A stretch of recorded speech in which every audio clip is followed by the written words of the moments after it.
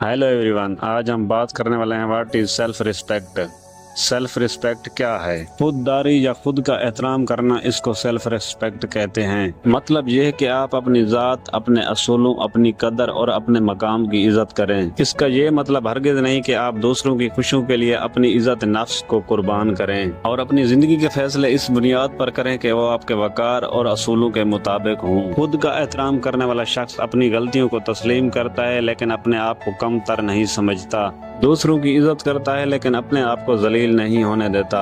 अपनी हदूद मुकर्रर करता है और उस पर कायम रहता है। सही और गलत में फर्क करके वही काम करता है जो उसके ज़मीर को मुतमईन करे। सेल्फ रिस्पेक्ट ये है कि आप खुद को उस अंदाज में अहम समझें जैसे दूसरों को समझते हैं। और अब आते हैं दोस्ती और प्यार की तरफ, यानी फ्रेंड विद लव। कोई इंसान अगर तुमसे बात करना ही नहीं चाहता, वो तुम्हारी फीलिंग समझता ही नहीं, तुम उसका ख्याल रखते हो, उसकी फिक्र करते हो, उसे रोकते टोकते हो, वो उसे अच्छा लगता ही नहीं, तो बताओ उस इंसान से सीधी सी बात बोलना कि मैं तुमसे रिश्ता तो खत्म नहीं करना चाहता, लेकिन जब मेरी कोई इज्जत ही नहीं है तुम्हारी जिंदगी में, मैं इम्पोर्टेंट ही नहीं तुम्हारी लाइफ में, तो मेरा चला जाना ही बेहतर है। और जब किसी से प्यार हो जाए वो अलग चीज है, बट वो इंसान आपके अंदर के इंसान को बाहर निकाल रहा है और बुरे इंसान को कुरेद रहा है, वो समझो आप।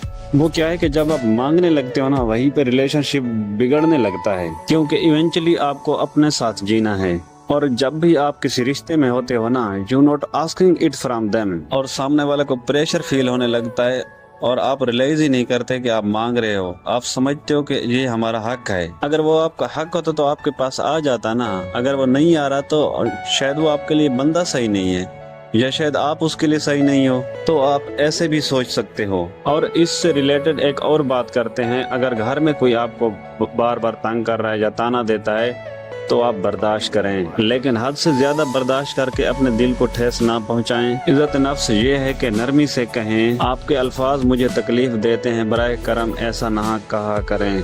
और अगर आप बाहर दोस्तों के साथ हैं तो कोई आपके साथ बदतमीजी कर रहा है या आपको तंग कर रहा है, तो इज्जत नफ्स ये है कि आप एतमाद से बात करें और उलझने की कोई ज़रूरत नहीं, बराए मेहरबानी अदब से बात करें। तो ये थी हमारी आज की वीडियो कैसी लगी तो नीचे कमेंट बॉक्स में अपनी राय का इजहार ज़रूर कीजिए और ऐसी ही टिप्स के लिए मेरे चैनल को सब्सक्राइब कर लीजिए।